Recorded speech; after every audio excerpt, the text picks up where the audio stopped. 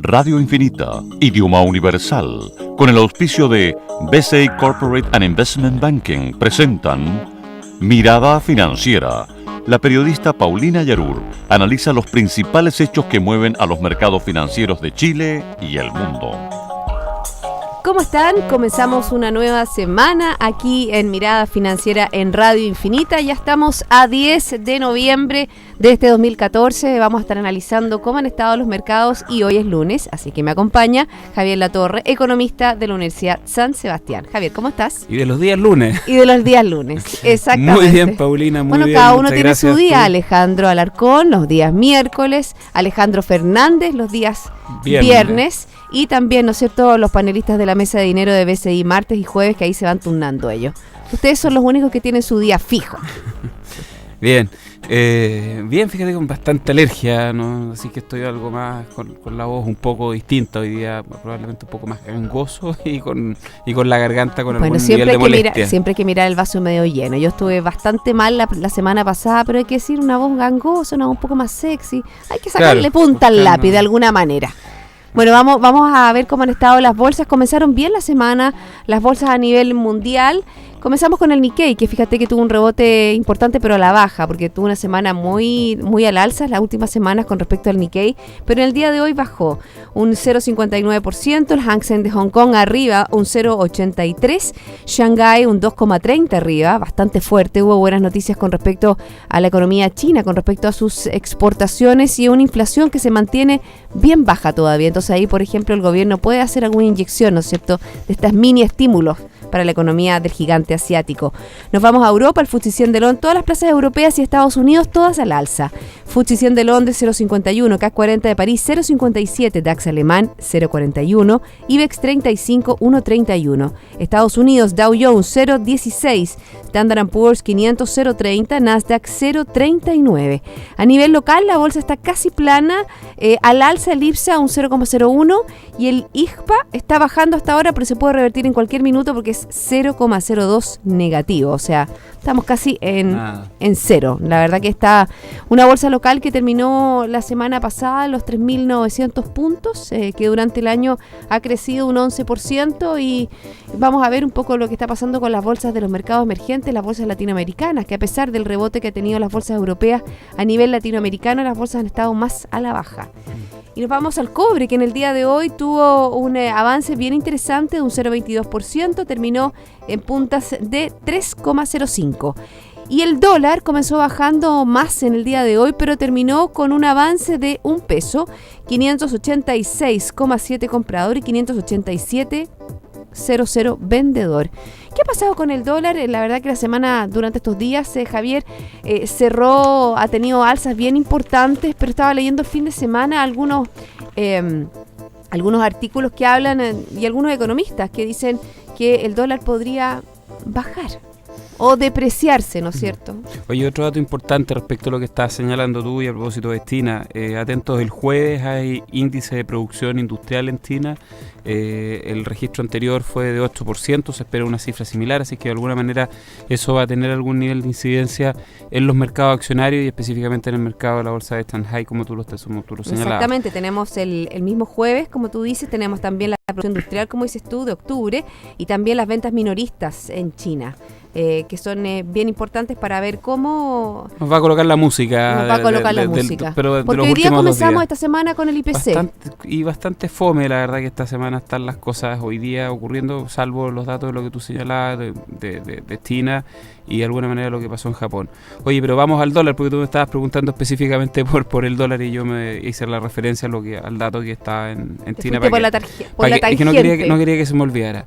Oye, mira, estamos, la verdad, y cuando empiezan las discusiones o las conversaciones en torno a cuál es el pronóstico y se difiere en términos de si cuánto más sube o eventualmente si es que puede bajar, quiere decir que estamos en un punto donde probablemente el tipo de cambio, en este caso el dólar, está encontrando, no te digo que el equilibrio, porque es un equilibrio bien relativo, pero estaría encontrando un precio donde algunos lo ven un poco más arriba, entre los cuales yo me encuentro yo, y algunos lo podrán ver algunos pesos más abajo. Que me equivoqué, yo dije que el dólar había cerrado un peso más arriba y me equivoqué, cerró un peso más abajo con respecto al viernes. Y en la mañana, claro, abrió con la baja con 2 pesos, con circunstancia que la semana pasada acumuló un alza de un poquito más de 11 pesos.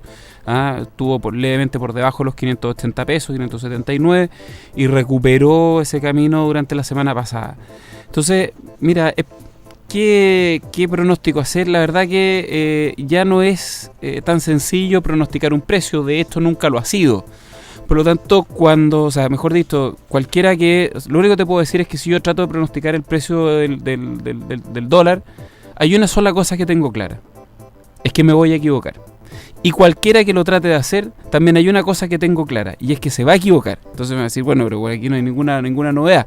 No, ¿cuál es la novedad? En definitiva, lo que uno logra identificar es una serie de supuestos que, si se ocurren como uno los ve, porque les da una alta probabilidad de ocurrencia, el tipo de cambio tiene presiones al alza o presiones a la baja. A ver, despejemos y eso una y otra. Es todo lo que uno puede señalar. Tú no puedes decir de esto. Yo siempre en el último tiempo lo he estado diciendo de esa forma. El tipo de cambio en Chile va a seguir teniendo, y esto lo afirmo, y te puedo decir cuáles son los supuestos que yo coloco arriba de la mesa para poder establecer esa frase, va a seguir teniendo presiones al alza. ¿Ya? ¿Por qué? A ver, teníamos por una parte la disminución del crecimiento de la economía chilena, el proceso en el que hemos ido entrando y que está largamente comentado, y que motivaba la baja en las tasas de interés. ¿Ya? Baja de la TPM, como dices tú, la tasa de instancia política monetaria, que ya ha llegado más o menos a su fin, y eso también ha incidido de manera importante en este ajuste. Después, fuera de lo que pasa en Chile, tenemos el fenómeno que nos afecta directamente, evolución de los precios de los commodities y específicamente el precio del cobre, ¿ya?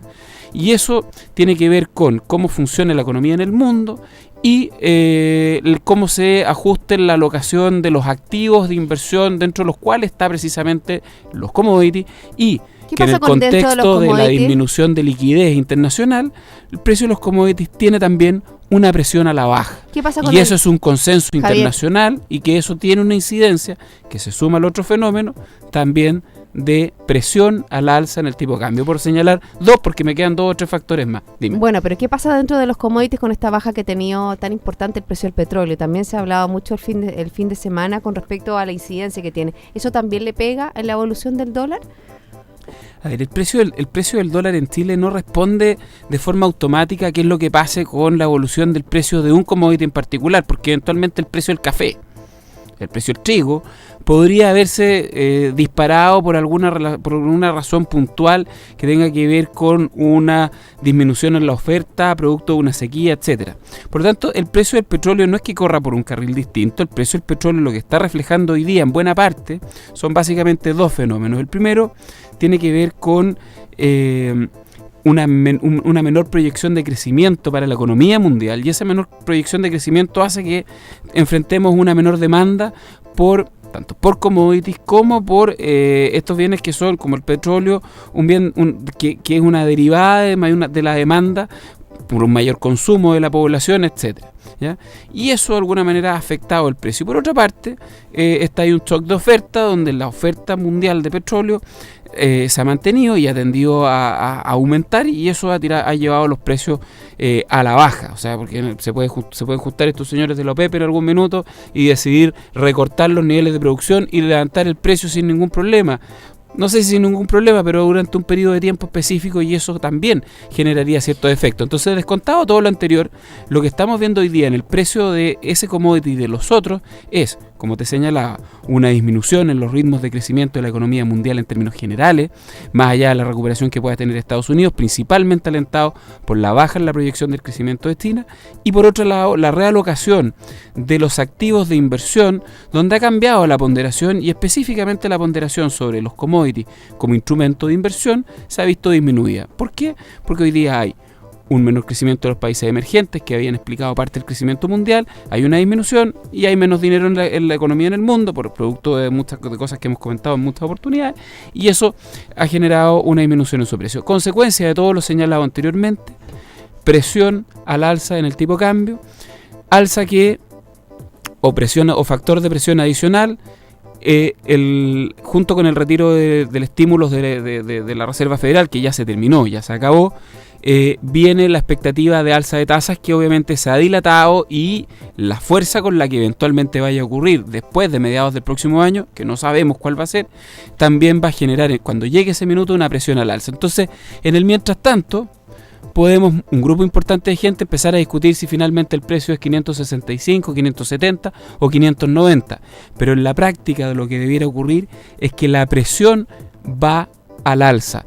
Eso en función de los fenómenos que te he descrito y en cómo yo veo que estos van a ocurrir hacia adelante. La economía chilena no se ve muy bien, no necesariamente se va a fortalecer, muy por el contrario, y ahí también hay algunas discusiones que podemos tener unos y otros analistas respecto a cómo visualizamos el futuro, y podemos, como te digo, con toda certeza equivocarnos, pero en definitiva yo lo veo más cercano a los 600 que más cercano a los 550 o 560, como lo pudo haber sugerido más de alguien en algún diario. Y ahí están en definitiva las apuestas que uno quiere hacer, porque evidentemente que si el 80% dice que va para arriba y yo estoy dentro del rango, el 20% que le apuesto a la baja y la apunto, tengo más posibilidades de destacarme porque dije algo distinto a la gran mayoría. Pero la verdad es que todo tiene que ver en base a cuáles son este grupo de supuestos que tú colocas arriba de la mesa para ver cuál es la dirección que va a tener. Lo que sí sabemos es que los dos nos vamos a equivocar en cuál va a ser el precio exacto que va a tener el tipo de cambio a diciembre, a marzo o a julio del próximo año. Bueno, pero es bien importante todo lo que se tiene que ver con el precio del dólar, porque no solo impacta, ¿no es cierto?, el consumo local, sino que también impacta también la cantidad de recursos que pueda tener el Estado, y yo creo que eso es bien importante en los distintos ámbitos en los cuales se está moviendo la economía. Consignar un poco antes de irnos a la pausa, bueno, hay una gira, ¿no es cierto?, de la APEC, se está haciendo este foro del Asia-Pacífico, en los cual está participando la presidenta Bachelet, y ha tenido reuniones en el día de ayer, por ejemplo, con Vladimir Putin, también con el premier chino, y lo ha invitado específicamente a nuestro país, a Xi Jinping, obviamente que a participar y a establecer, a estrechar los lazos. Sabemos que China es un actor importante para nuestra economía, y fíjate que en el día de hoy también se sinceran algunas noticias, Javier, que tiene que ver con que ya se había hablado de la posible presencia de un banco chino en nuestro país, y ya la presidenta Michelle Bachelet destacó la llegada del Tú lo habías comentado acá en la radio. Yo lo había comentado, del China Construction Bank, que permitirá incrementar la inversión de empresarios asiáticos en nuestra nación.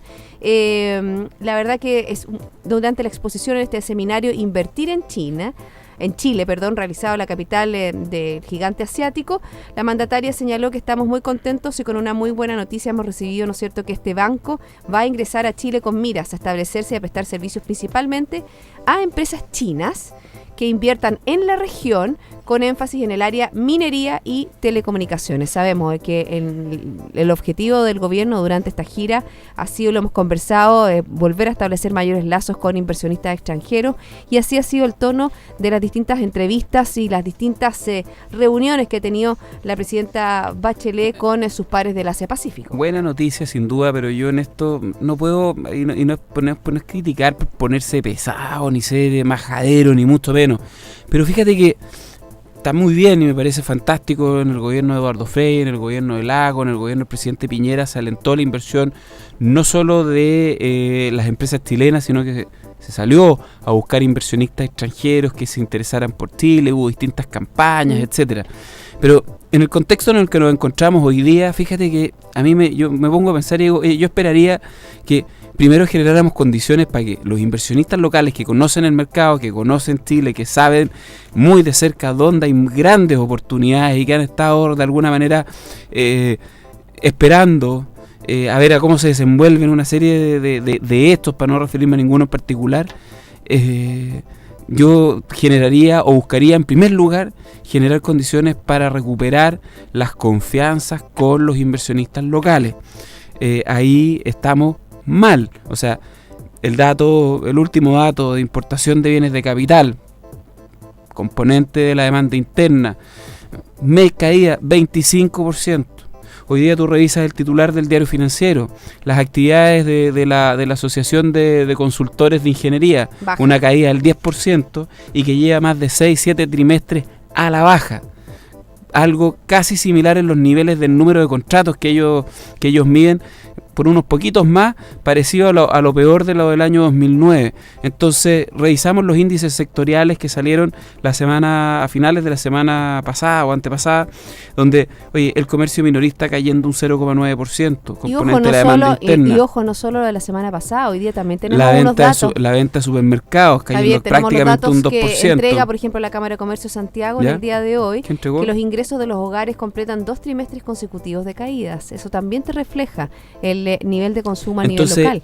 Todo este tipo de antecedentes que estamos viendo finalmente genera un deterioro en las expectativas que simplemente salen al paso a ser cubiertos con, mira, estamos desarrollando un presupuesto contracíclico, un gasto fiscal contracíclico. La verdad, me parece muy bien que se generen condiciones de atracción de inversión extranjera, pero también tenemos que generar condiciones que fomenten la inversión de los locales, porque ellos conocen muy bien el mercado y de alguna manera hoy día están temerosos. Las expectativas son tremendamente importantes y no se han despejado de la manera correcta, más allá de las discusiones que puede haber hoy día en el espectro político respecto a cambios de gabinete y si es importante reforzar o no la figura de este o este otro. Me parece que tenemos que concentrarnos ahí primero, y con hechos concretos, no con discursos. Bueno, y ahí obviamente que tenemos, ¿no es cierto?, venimos de la semana pasada, esta cena anual de la SOFOFA, donde hubo duras palabras, también salen hoy día declaraciones del timonel de la CPC, Santa Cruz, que dice y habla de la agenda laboral. Lo que nos hace problema es que las cosas no se hagan bien. Es un poco una crítica a no que se hagan reformas, sino que las reformas, y lo hemos conversado en este programa, a la luz de muchos especialistas, de muchos empresarios y de muchos analistas, no han sido bien estructuradas y bien diseñadas. Hacemos una pausa cuando ya son las 2:19. Estoy conversando con Javier Latorre, economista de la Universidad San Sebastián, y yo les quiero comentar que en sus decisiones financieras, BCI Corporate and Investment Banking está junto a usted con un modelo de atención integral único que aporta valor y una ejecución distintiva. Sentémonos a conversar. Ya volvemos con más Mirada Financiera.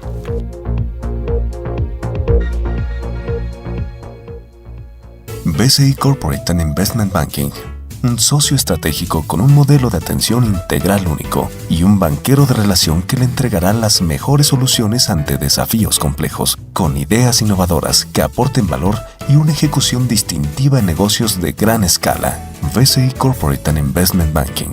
Sentémonos a conversar.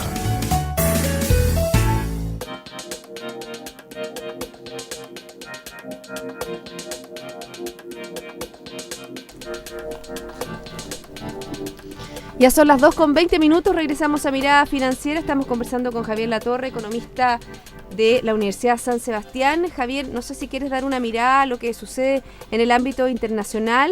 También hay durante el fin de semana hubo, si bien las bolsas europeas están en una tensa espera, esta semana vamos a tener datos bien interesantes en Europa.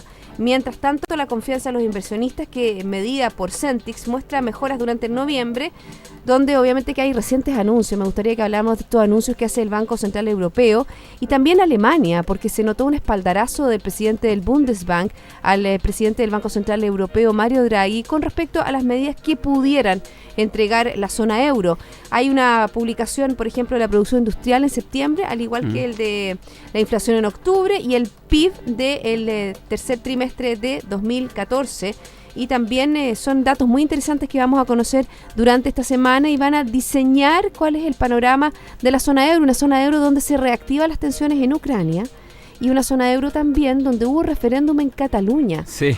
Un referéndum que fue declarado como una consulta porque no fue aprobado por el Tribunal Constitucional de esa nación, pero ganó el afán separatista. Sí, ahora ahí habría que revisar muy bien porque al final no era vinculante, no estaba necesariamente reconocido, quedó en formato consulta, como dices tú.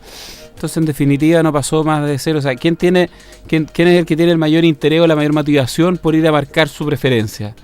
Aquel que quiere una cosa distinta, el que quiere que las cosas sigan exactamente igual, prefiere quedarse probablemente en su casa. Entonces, la verdad que yo creo que tiene ahí un nivel de distorsión importante. Ahora, no he leído, y yo me metí a las páginas de los diarios españoles, no leí, no sé si tú pudiste ver algún tipo de reacción respecto a eso. Yo no vi ninguna reacción mayor ni en España ni en alguno de los países. Hay palabras de David Cameron que leí hace algunos minutos antes de entrar al programa, ¿Ya? que tiene que ver que es uno, en el fondo, que no es algo dándole espaldarazo al Tribunal Constitucional de Cataluña, porque dice, si bien el referéndum en el cual, ¿no es cierto?, Escocia y Gran Bretaña quedaron unidas, fue un referéndum que se acordó entre los nacionalistas y el gobierno británico. Aquí no hay ningún acuerdo. Claro, por eso te digo, entonces No. yo no veo, o sea, no he visto ninguna reacción mayor que haga decir, oye, mira, vuelve al el tema de los aires separatistas o independentistas de ciertos países o ciertos estados, o ciertas regiones o provincias o culturas que quieran desligarse. Oye, respecto a lo que me señalabas de las medidas del Banco Central Europeo y el espaldarazo del banco de la Bundesbank, era que no. ¿Ah? Siempre fue reticente, siempre estuvo como criticando un poco las señales que estaba Sí, dando. Porque en su minuto Alemania estaba bien, o bastante en términos relativos, mucho mejor que lo que estaban los otros. Entonces, cualquiera fuera si las medidas iban en la dirección de apoyar a los comillas más débiles, eso le afectaba a Alemania, porque Alemania era el bien portado. Hoy día Alemania, siendo bien portado, está en una posición distinta, algo desmejorada en relación a lo que era antes, y por lo tanto hoy día cualquier medida que vaya en la dirección de las que están apuntando hoy día por parte del Banco Central Europeo le va a favorecer, principalmente en lo que tiene que ver con la devaluación del euro. Entonces, por eso te digo, está el euro? Creo que bajó 1.33, era que no, está muy por debajo de eso. Hoy día debe estar en 1.28, 27, 29, por ahí, no, la verdad que lo veo y te digo, llegó a 1.26 en el mejor momento de este anuncio de los retiros de estímulos por parte de la Reserva Federal, y cuando todavía se especulaba que la tasa de interés en Estados Unidos iba a comenzar a subir mucho más temprano que lo que se especula hoy, y con una fuerza mayor a la que creemos hoy día que va a ocurrir. Y ahí recuperó terreno, pero todavía está en un punto donde queda espacio para una evaluación, y probablemente hoy día están dadas las condiciones para que se vaya un 1.26, 1.27 o eventualmente por debajo de eso. Están dadas las condiciones, no quiere decir que vaya a ocurrir exactamente. ¿Y por eso que las bolsas reaccionan de esa manera? ¿De qué forma? A ver, ¿Al alza? ¿Cuándo ocurre qué fenómeno? Cuando ocurre el fenómeno de que, por ejemplo, se deprecie la moneda. A ver, la depreciación del euro para las empresas alemanas, sobre todo, es noticia, absolutamente favorable. Y mira, está en 1.24.3. Estuvo en 1.28, 1.29 y ya recuperó, estaba bajando fuertemente. Lo cual, nuevamente, volviendo a lo que conversábamos antes en relación al peso chileno, el dólar en relación al resto de las monedas en el mundo está teniendo un mayor valor. Y eso inevitablemente va a hacer que tenga un mayor valor con las monedas emergentes, entre las cuales está la chilena. Como para sumar un argumento más al análisis anterior. Si efectivamente la devaluación de la moneda en Europa golpea favorablemente a algunas acciones y a otras no. La suma total de los efectos finalmente tiene que ver con qué es lo que refleje. Lo importante de esta devaluación es que no sea de una magnitud tal que termine afectando el rendimiento de las economías europeas, sino que más bien sirva como un catalizador de mejor rendimiento o de ajuste en favor de un mayor crecimiento. Si es que se devalúa demasiado con mucha fuerza, el efecto va a ser negativo y las bolsas van a reaccionar de forma negativa también, porque a las bolsas lo que le importa es cómo esté los resultados esperados de las compañías que ahí funcionan. Así Pero es bien complejo también, porque ahí están como en una disyuntiva Europa, porque si bien no logran, o sea, el Banco Central Europeo dice que va a financiar, ahora habla de financiar, ¿no es cierto?, bonos privados, el sector privado y bonos soberanos, no se logra esa reactivación, ha bajado las tasas de interés a mínimos históricos, Javier, y no se logra ese traspaso de los créditos. De esa mayor liquidez vaya finalmente a parar a las personas. Bueno, eso también pasó en Estados Unidos cuando se llevó adelante los quantitative easing. Eso mismo hizo que cuando se anunciaron los primeros, incluso el 1 y el 2, tuvieran un nivel de crítica gigantesco por parte incluso de algunos sectores más intelectuales dentro de la población, o sea, a nivel de movimiento ciudadano. Se decía que básicamente esto lo único que traía era un retorno privado y que generaba utilidades que le permitían a los bancos recuperar parte de su problema, y ahí se hablaba de esta privatización de las utilidades y socialización de las pérdidas. Mira, es necesario que las economías en Europa tengan mayor flujo, que estén con dadas condiciones para mayor liquidez. Efectivamente, cuando hayan condiciones de riesgo, el flujo no va a ir a parar a las personas, ni tampoco a algunas compañías más riesgosas, pero el que da el primer paso en este caso es el Banco Central, y esa mayor liquidez a la larga termina yendo a favorecer primero a las compañías más grandes, después a las compañías medianas y al final a las personas. O sea, sin duda que a los últimos que va a beneficiar esa medida de las personas para que se produzca la reactivación. Pero finalmente se requiere que las empresas dejen de quebrar, después que se estabilicen y que comiencen a invertir. Y ese paso va en la dirección de generar condiciones para que efectivamente lleguemos al punto de que haya algún tipo de inversión en el caso de Europa. ¿Y no se puede lograr acelerar este proceso? Porque sabemos, ¿no es cierto?, sí, la inflación, la política monetaria puede ser algo, ¿no es cierto? Sí, no lo hace. Tenemos una inflación muy bajita, 0,4 en Europa el mes pasado, se esperaba un 2%. Y se acercaron en un minuto a una temida deflación. Una temida deflación. Y eso es, como por ejemplo aquí, a diferencia de Latinoamérica, estamos hablando en algunas economías la famosa estanflación, ¿no es cierto? Con sin alta más lejos, inflación. estamos en Chile, ya estamos viendo, aparecen visos de eso. Tenemos una inflación acumulando 12 meses y de 5,1 y un crecimiento que no supera, no llega al 2% siquiera. A ver, se me olvidó tu pregunta. No, te estaba hablando sobre cómo por ejemplo, cómo lograr remecer. Si podíamos ir más rápido en esto, porque la política monetaria no hace toda la pega. O sea, y es una pregunta también para nosotros. Tiene un rezago. Bueno, con reformas de fondo. Que privilegien la inversión extranjera, la inversión de los privados.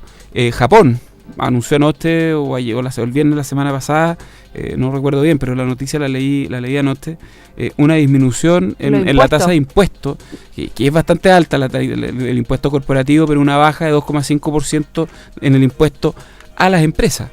Entonces, justamente la medida, y más encima con un nivel de endeudamiento público gigante, por lo tanto una necesidad de recaudación importante. ¿Por qué? Porque dice, mira, el mejor mecanismo de recaudación que existe es el crecimiento económico. Entonces, dentro de las medidas de nuestro querido Shinzo Abe, que lo hemos comentado muchas veces acá, está precisamente el incentivar el crecimiento económico, y para eso, ¿qué hicieron? Para fomentar y mejorar las condiciones de las empresas, bajarle los impuestos. Entonces estamos al revés nosotros. Yo diría que sí. Sí, por eso que lo que te decía al final, antes de la pausa, en términos de reencantar a los inversionistas locales con reformas importantes, reformas microeconómicas que favorezcan la inversión. La política fiscal, porque tú cuando una economía anda mal lena, tú puedes hacer dos cosas, política fiscal y política monetaria. La política monetaria hoy día en Chile empieza a ser más expansiva, en Europa también, con esto los quantitative easing. Y la política fiscal, el tema de las inversiones, el tema de la infraestructura. Y la política fiscal, efectivamente, algo que tiene algún impacto microeconómico es la inversión en infraestructura. El mayor gasto fiscal por sí mismo no genera mayor crecimiento. De hecho, está absolutamente en duda, archi estudiado, y hay distintas visiones. Yo soy de los que cree que no. Y tú puedes hacer política fiscal expansiva de otra forma, precisamente como lo está haciendo Japón, bajando la tasa de impuestos. Porque con eso lo que hace es que dejas mayor cantidad de recursos para el gasto privado. Y el gasto privado, curiosamente, para mí, tiende a ser más eficiente que el gasto público. Y eso genera mayor crecimiento. Por lo tanto, la política fiscal expansiva también se puede hacer desde esta forma, la mirada con reversa, o sea, disminuyendo impuestos para que en definitiva haya mayores ingresos disponibles para las personas, para las familias, para las empresas, promoviendo inversión, promoviendo mayor gasto y no promoviendo un gasto fiscal, porque en general la gente tomamos mejores decisiones que las que se puede tomar en una oficina, como te dije alguna vez, en el centro, en algún piso y de forma centralizada. Bueno, así están las cosas en el día de hoy. Estamos actuando un poco al revés de la tendencia, ¿no es cierto?, que estamos viendo en economías ya súper desarrolladas y que vienen de vuelta. Vamos a ver cómo sigue el tema. Todavía tenemos que hablar durante este mes el presupuesto, que todavía no Ya. Pero es parte de lo que acabamos de decir, es uno de los lineamientos. Es uno de los lineamientos, el tema de la infraestructura, como lo he dicho, y cómo eso va a inyectar, ¿no es cierto?, mayor dinamismo a nuestra economía. Sí, Javier. La infraestructura lo hace, pero es lento. Muchas gracias por haberme acompañado en el día de hoy. Gracias a ti, Paulina, muy buenas tardes. Y así finalizamos Mirada Financiera. La invitación a todos ustedes es a quedarse en compañía de Radio Infinita. Nosotros nos reencontramos mañana a las 2 de la tarde. Hasta entonces.